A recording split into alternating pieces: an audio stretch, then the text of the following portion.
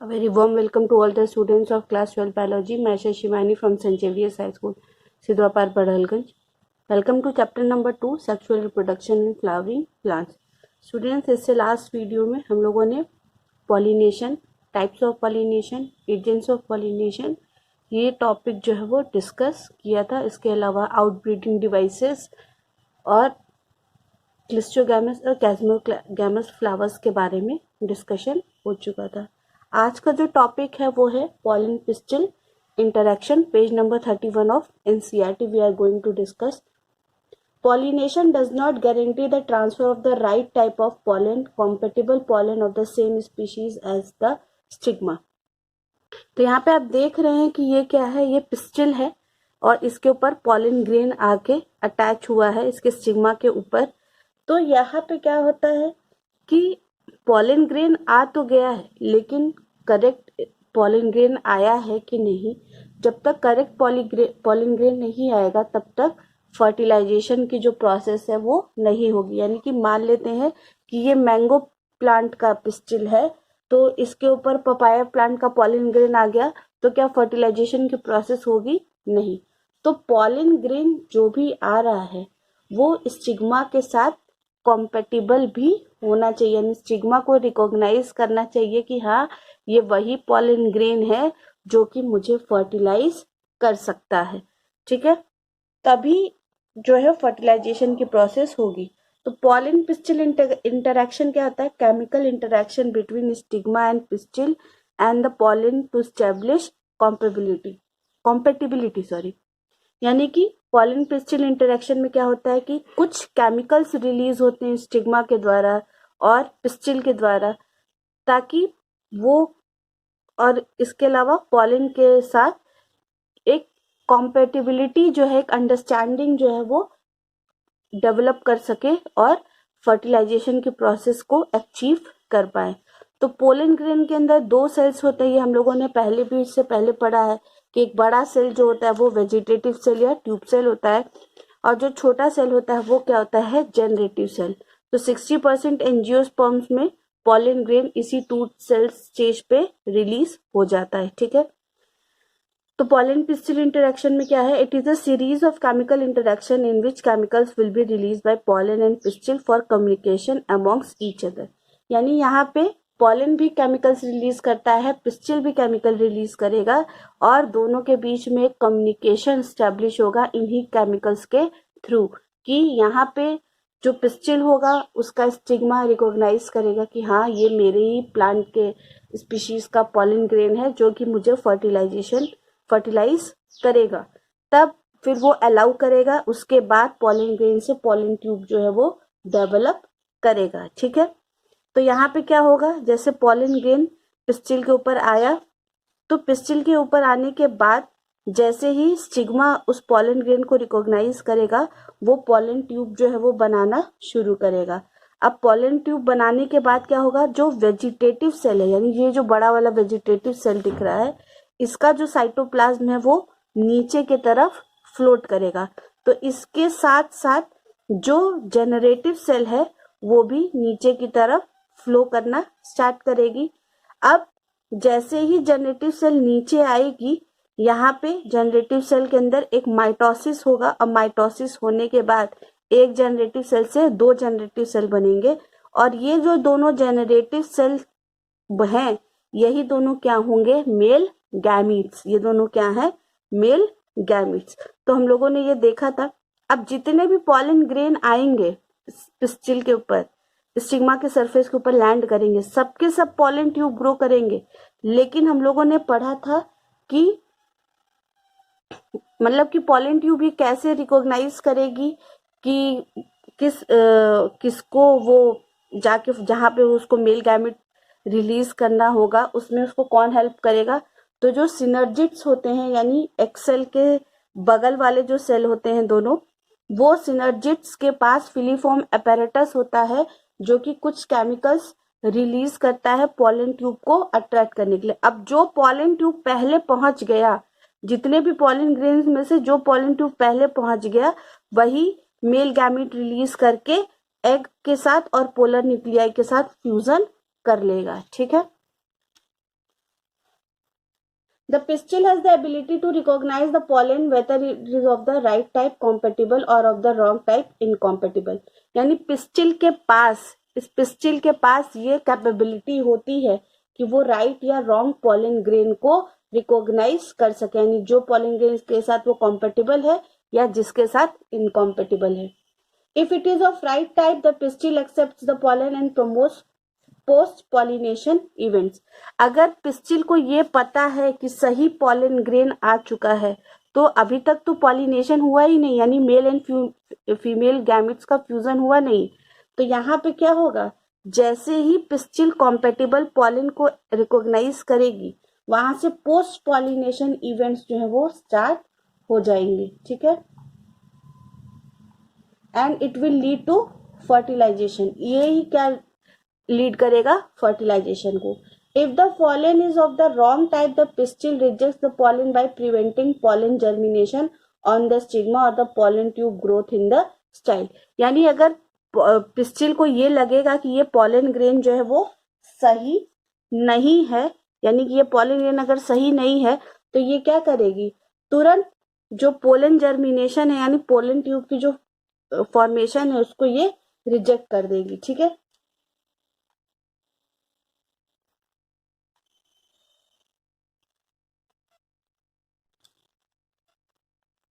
the ability of the pistil to recognize the pollen followed by its acceptance or rejection is the result of a continuous dialogue between pollen grain and the pistil. अभी मैंने बताया कि ये जो pistil के अंदर जो ability होती है कि वो सही पॉलन को रिकॉग्नाइज कर सके, ये एबिलिटी होती है केमिकल्स की वजह से, और एक कंटिन्यूअस डायलॉग चलता रहता है पॉलन ग्रेन और पिस्टिल के बीच में. It is only in the recent years that botanists have been able to identify some of the pollen and pistil components and the interactions leading to the recognition followed by acceptance or rejection. यानी कि ये जो हम लोग pollen और pistil का interaction पढ़ रहे हैं ये बहुत ही रीसेंट डेवलपमेंट है, और बॉटनिस्ट ने अब जाके कुछ पॉलेंस को आइडेंटिफाई किया है और पिस्टिल कंपोनेंट्स को, जो कि इस इंटरेक्शन में इन्वॉल्व होते हैं रिकॉग्निशन के, यानी कि स्टिग्मा द्वारा पॉलन को रिकॉग्नाइज करना, फिर उसको पॉलन ट्यूब जर्मिनेट करने की परमिशन देना. तो ये कैसे स्टार्ट होता है, जैसे स्टिग्मा अगर एक्सेप्ट की तो पॉलन ट्यूब जर्मिनेट करेगा, अगर रिजेक्ट कर दी तो सारा गेम जो है वहीं खत्म. As mentioned earlier, following compatible pollination the pollen grain germinates on the stigma to produce a pollen tube through one of the germ pores. यानी कि जैसे ही पॉलन ग्रेन स्टिग्मा के द्वारा रिकॉग्नाइज हो जाएगा तुरंत वो जर्म पोर से एक पॉलन ट्यूब जो है वो डेवलप करेगा. ठीक है, the contents of the pollen grain move into the pollen tube. यानी जैसे अभी मैंने दिखाया कि ये सारा जो कंटेंट्स है पॉलन ग्रेन के अंदर वो पॉलन ट्यूब के अंदर मूव करना स्टार्ट करेगा. Pollen tube grows through the tissues of the stigma and style and reaches the ovary. यानी ये जो स्टिग्मा के जो टिश्यूज होते हैं और स्टाइल के, ये स्टिग्मा है और ये जो लंबा डंडी जैसे दिख रहा है ये स्टाइल है. यहाँ से पॉलन ट्यूब जो है वो ग्रो करती है और ये ओवरी तक पहुंचती है. You would recall that in some plants pollen grains are shed at two cell condition, a vegetative cell and a generative cell. ये मैंने ऊपर भी बताया था कि कुछ एंजियोस्पर्म्स के अंदर इसी टू सेल्ड स्टेज के कंडीशन पे ही जो पॉलन ग्रेन है वो शेड हो जाती है, यानी एक जो है वेजिटेटिव सेल होता है जिसका कोई यूज नहीं है और दूसरा जो होता है वो जेनरेटिव सेल होता है. In such plants, the generative cell divides and forms the two male gametes during the growth of the pollen tube in the stigma. यानी जिन प्लांट्स के अंदर, जिन एंजियोस्पर्म प्लांट्स के अंदर pollen grain two celled stage पे ही release हो जाता है, तो वहां पे जब वो पॉलन ट्यूब के अंदर ये आएगा ये सेल, तो पॉलन ग्रेन, तो यहीं पे क्या होगा, इसके अंदर एक और माइटोसिस होगी और माइटोसिस होने के बाद ये जो दो मेल गैमेट्स होंगे ये फॉर्म करेंगे. In plants which shed pollen in the three-celled condition, pollen tubes carry the two male gametes from the beginning. Pollen tube, after reaching the ovary, enters the ovule through the micropyle and then enters one of the synergids through the filiform apparatus. अब जिन plants के अंदर already three celled condition में release होता है pollen grain, वहां पे जो pollen grain के पास ऑलरेडी जो 2 मेल गैमीट होते हैं वो प्रेजेंट होंगे। यानी कि जहां पे अभी इसी वेजिटेटिव सेल के अंदर 2 जनरेटिव सेल हम लोगों ने देखा था कि एक बड़ा सा साइटोप्लाज्म हो जाएगा वेजिटेटिव सेल का, जिसके अंदर 2 जनरेटिव सेल्स फ्लोट करती हैं, तो वो था पॉलन ग्रेन का 3 सेल्ड स्टेज। तो जिस प्लांट्स के अंदर 3 सेल्ड स्टेज में पॉलन ग्रेन्स रिलीज होते हैं, वहां पे बिगिनिंग से ही 2 मेल गैमेट्स जो हैं वो प्रेजेंट होते हैं। अब पॉलन ट्यूब जैसे ही ओवरी के पास पहुंचेगा, यानी ओवरी के पास पहुंचते ही माइक्रोपाइल एंड से ये क्या होगा, अंदर जाएगा ओव्यूल के अंदर, और सिनर्जिट्स के थ्रू, यानी ये जो सिनर्जिट्स थे बीच वाला एग होता है, साइड के दोनों सिनर्जिट्स होते हैं। इन्हीं सिनर्जिट्स के पास फिलीफॉर्म अपैरेटस होता है जो कि केमिकल्स रिलीज करता है इस पॉलन ट्यूब को अट्रैक्ट करने के लिए। तो अब ये पॉलन ट्यूब बढ़ेगा और इसी सिनर्जिट को ही वो डैमेज करके ओव्यूल के अंदर एंटर कर जाता है। ठीक है, यहाँ पे हम लोगों ने 2 तरह की ओवरी पढ़ी थी, एक जहां पे माइक्रोपाइल ऊपर है, अगर इसी ओवरी को रिवर्स कर देंगे तो माइक्रोपाइल एंड नीचे हो जाएगा और चैलेजल एंड ऊपर हो जाएगा। तो दोनों ही तरह की ओवरी का जो डायग्राम है वो पहले मैंने आपको बताया था, उसको एक बार रिकॉग्नाइज कर लीजिए।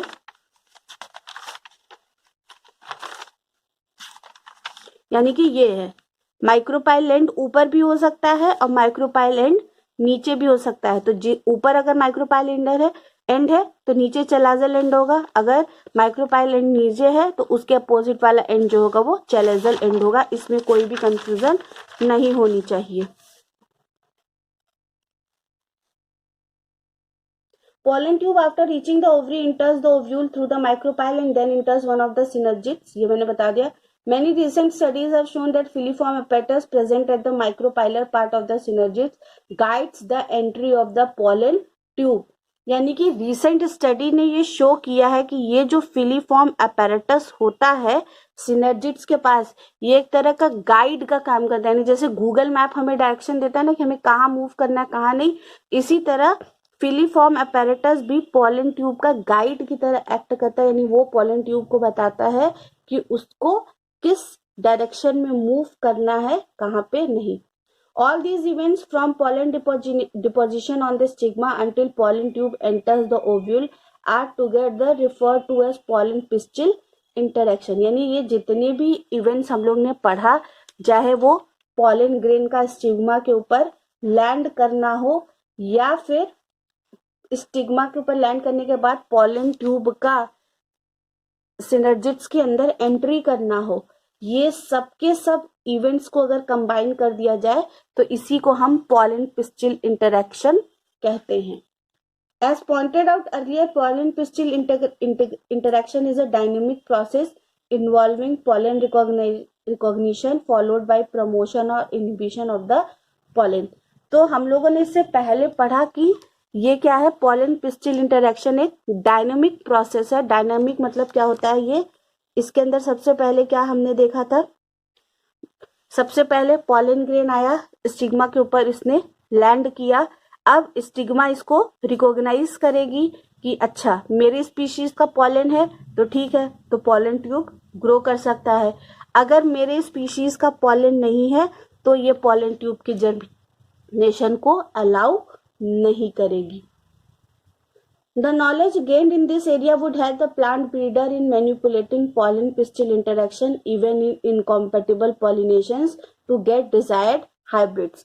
तो अगर आपको ये नॉलेज है कि ये पॉलन जो है वो इस स्टिग्मा के साथ कॉम्पेटिबल नहीं है, तो आप अपने नॉलेज के अनुसार इसके साथ छेड़छाड़ कर सकते हैं। यानी कुछ स्टिग्मा के अंदर कुछ ऐसे चेंजेस कर दें कि वो कोई भी पॉलन को रिकॉग्नाइज करने के बाद जो भी ब्रीडर्स हैं वो इस नॉलेज को मैनिपुलेट करके कुछ नई चीज जो है वो क्रिएट कर सकते हैं।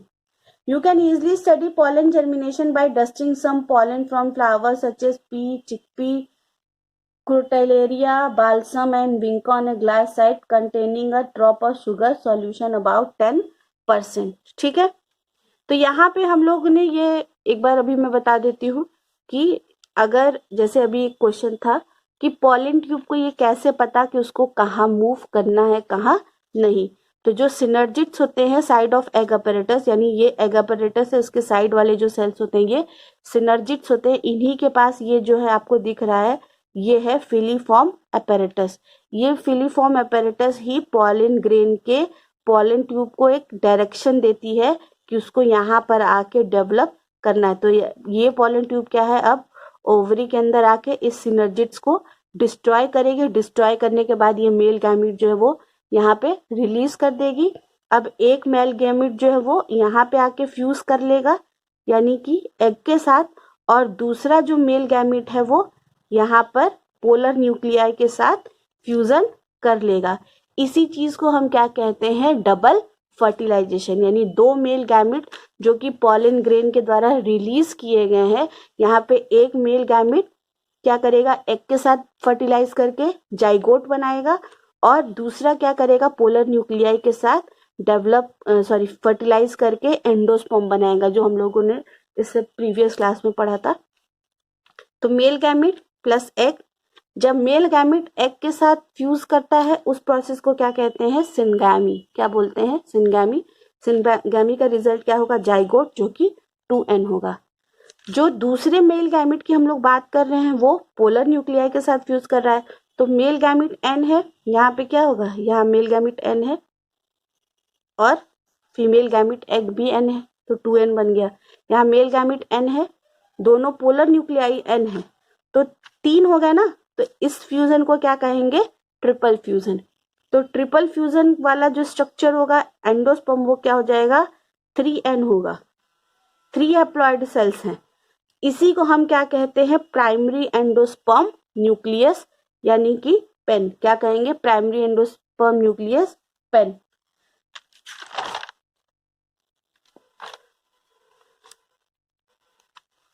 यहाँ पे ये फिगर और अच्छे से दिख रहा है। तो अगर आप लोग चाहें तो आप लोग पॉलन जर्मिनेशन जो है वो स्टडी भी कर सकते हैं, यानी कि कुछ पॉलन ग्रेन्स लीजिए स्लाइड पर, जो कि पॉलन ग्रेन्स को ऑलरेडी 10% शुगर सॉल्यूशन में मिक्स करके, इसके बाद इन पॉलन ग्रेन्स को आप स्लाइड के ऊपर रख के, और उसके बाद 15-30 मिनट्स के बाद वेट करने के बाद इसको लो पावर माइक्रोस्कोप के अंदर ऑब्जर्व कीजिए, तो आप लोग को पॉलन ट्यूब जर्मिनेट होते हुए भी दिखाई देगी पॉलन ग्रेन से। यानी क्या कीजिए, फॉर एग्जांपल पी ले लीजिए, पी का पॉलन ग्रेन ले लीजिए और इसको 10% शुगर सॉल्यूशन में डिप कर दीजिए। डिप करने के बाद इसको लीजिए और यहाँ पे एक स्लाइड लीजिए और इस पॉलन ग्रेन को यहाँ पे स्लाइड के ऊपर रखिए और इसको माइक्रोस्कोप के अंडर में ऑब्जर्व कीजिए। तो ऑब्जर्व करेंगे तो आपको पॉलन ग्रेन से पॉलन ट्यूब जो है वो जर्मिनेट होते हुए भी दिखाई देगी। ठीक है। As you shall learn in the chapter on plant breeding, chapter 9, a breeder is interested in crossing different species and often genera to combine desirable characters to produce commercially superior varieties. तो आप लोग ये देखते होंगे कि क्या होता है कि कुछ जो ब्रीडर्स होते हैं जो अलग अलग डिफरेंट स्पीशीज को क्या करते हैं, यानी एक स्पीशीज का कोई कैरेक्टर लिया, उसको, जहां तक हम लोग को पता है कि मैंगो जो है वो पपाया के पॉलन ग्रेन से फर्टिलाइज नहीं हो सकता, तो हम लोग क्या कर सकते हैं, कुछ मैनिपुलेशन कर सकते हैं और मैनिपुलेशन करने के बाद डिफरेंट स्पीशीज यानी इवन अलग अलग जेनरा की स्पीशीज को भी लेके डिजायरेबल जो भी कैरेक्टर्स हमें रिक्वायर्ड है वो लेके दूसरे में ट्रांसफर करके सुपीरियर वेराइटीज जो है उससे प्रिपेयर कर सकते हैं। तो ये करेंगे हम किससे, आर्टिफिशियल हाइब्रिडाइजेशन से। Artificial hybridization is one of the major approaches of crop improvement program. In such crossing experiments, it is important to make sure that only the desired pollen grains are used for pollination and the stigma is protected from contamination from unwanted pollen. This is achieved by emasculation and bagging techniques. तो अगर आप crop improvement programme का देखें तो artificial hybridisation एक बहुत major approach है। और इस क्रॉसिंग एक्सपेरिमेंट में क्या होता है कि हम लोग क्या करते हैं, जैसे कि यहाँ पे हम लोग को दिख रहा है कि एक बाइसेक्सुअल फ्लावर है, तो बाइसेक्सुअल फ्लावर में सेल्फ फर्टिलाइजेशन यानी ऑटोगैमी भी हो सकती है। तो हमें क्या करना है, ऑटोगैमी को प्रिवेंट करना है। और ऑटोगैमी को प्रिवेंट करने के अलावा हमें ये भी देखना है कि अगर हमें फर्टिलाइजेशन कराना है तो इस फर्टिलाइजेशन किससे हो, सिर्फ हमारे डिजायर्ड पॉलन से हो, यानी हम जिस स्पीशीज की पॉलन के साथ इस पिस्टिल को फर्टिलाइज कराना चाहते हैं, सिर्फ वही पॉलन जो है वो इस पिस्टिल तक पहुंचे, कोई भी अनवांटेड नहीं। क्योंकि हम लोग को पता है कि विंड से भी पॉलन ग्रेन आते हैं, तो पता चला विंड से कोई पॉलन ग्रेन आया और इस पिस्टिल के ऊपर आके, स्टिग्मा के ऊपर आके लैंड करके फर्टिलाइजेशन कर लिया। तो ये सब अवॉइड करने के लिए हम लोग दो प्रोसेस का यूज करते हैं। एक होता है इमेस्क्यूलेशन और दूसरा होता है बैगिंग। ये दोनों प्रोसेस यूज करके हम लोग आर्टिफिशियल फर्टिलाइजेशन जो है वो करते हैं। If the female parent bears bisexual flowers, removal of anthers from the flower bud before the anther dices using a pair of forceps is necessary। जैसे कि यहाँ पे क्या है, मान लेते ये एक पी प्लांट है, तो पी प्लांट क्या होता है, बाइसेक्सुअल फ्लावर्स को कंटेन करता है, यानी both male and female reproductive structure एक ही फ्लावर के अंदर प्रेजेंट होंगे। तो इसका नुकसान क्या है, इजिली जो एंथर से पॉलन ग्रेन जो है रिलीज होके स्टिग्मा के ऊपर लैंड करके फर्टिलाइजेशन करा सकता है। तो अगर हमें इसको स्टॉप करना है कि ये एंथर से, ये पॉलन ग्रेन से ये पिस्टिल फर्टिलाइज ना हो, तो हम लोग क्या करेंगे, जब ये पी का जो फ्लावर है, जब ये बड स्टेज में ही रहेगा, बड स्टेज में रहने के टाइम पे ही हम लोग क्या करेंगे, बड को लेंगे और वहां से जो मेल रिप्रोडक्टिव स्ट्रक्चर यानी स्टेमन को एक सीजर या फॉर्सेप की मदद से रिमूव कर देंगे। और रिमूव करने के बाद क्या करेंगे, रिमूव करने की जो प्रोसेस होगी, ताकि male and female reproductive structure के बीच में फर्टिलाइजेशन ना हो, यानी सेल्फ फर्टिलाइजेशन हमें स्टॉप करनी है।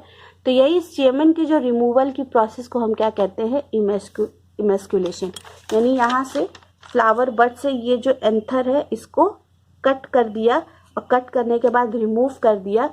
तो इस रिमूवल ऑफ स्टेमन को क्या कहते हैं, इमेस्क्यूलेशन।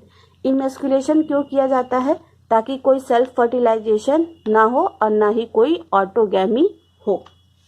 अब जैसे ही इमेस्क्यूलेशन किया, emasculated flowers have to be covered with a bag of suitable size generally made up of butter paper to prevent contamination of its stigma with unwanted pollen. तो यहाँ पे हमें क्या करना है, सिर्फ इमेस्क्यूलेशन करना ही, मतलब कोई वो नहीं है, इमेस्क्यूलेशन करने से तब तक कोई फायदा नहीं है जब तक हम अनवांटेड पॉलन से की कंटामिनेशन से रोक ना पाए। यानी भले ही हमने यहाँ से इसका स्टेमन तो रिमूव कर दिया, लेकिन विंड के थ्रू कोई और पॉलन भी आके यहाँ पे लैंड करके फर्टिलाइजेशन कर सकता है। तो इस चीज को अवॉइड करने के लिए हम लोग क्या करते हैं, एक बैग लेते हैं, और ये जो होता है ये बटर पेपर आपने सुना होगा, जिसको हम ट्रेसिंग पेपर भी कहते हैं। तो ये बटर पेपर से लेके हम एक कवरिंग जो है वो इस बड के ऊपर कर देते हैं, ताकि कोई भी अनवांटेड पॉलन जो है वो इस पिस्टिल को आके कंटामिनेट न कर पाए। ठीक है, और इस प्रोसेस को हम क्या कहते हैं, बैगिंग, यानी कि covering of an emasculated flower with plastic bags to prevent pollen grain contamination is called bagging। यानी कि कोई भी अनवांटेड पॉलन आके उस बड को फर्टिलाइज ना कर पाए, इस प्रोसेस को हम क्या कहते हैं, bagging. When the stigma of bagged flower attains receptivity, mature pollen grains collected from anthers of the male parent are dusted on the stigma and the flowers are rebagged and the fruits allowed to develop। तो उसके बाद हम लोग क्या करेंगे, अब इमेस्क्यूलेटेड flower को कुछ दिनों के लिए छोड़ देंगे।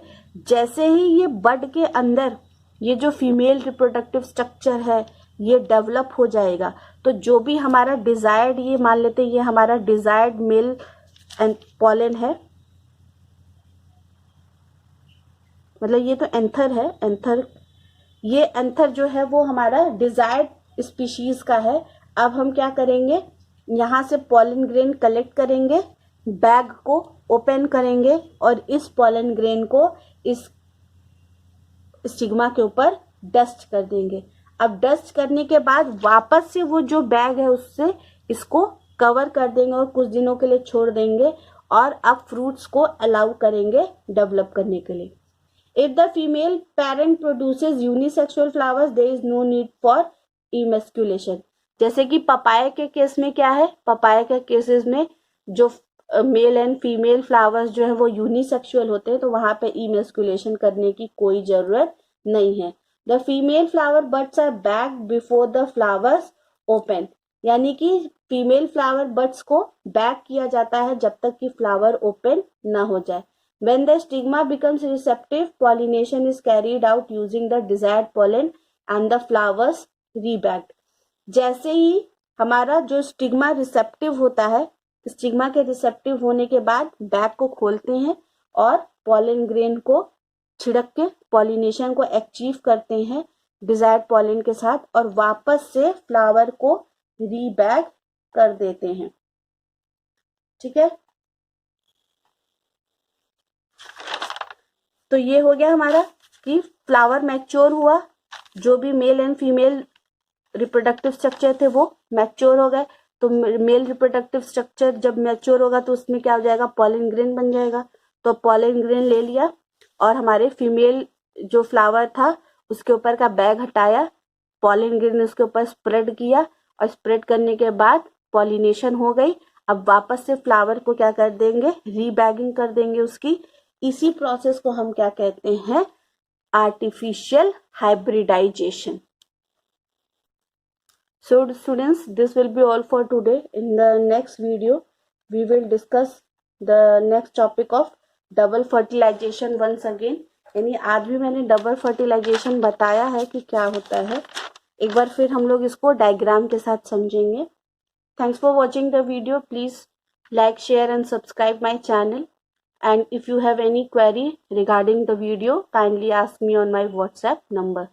Thank you. Stay home, stay safe.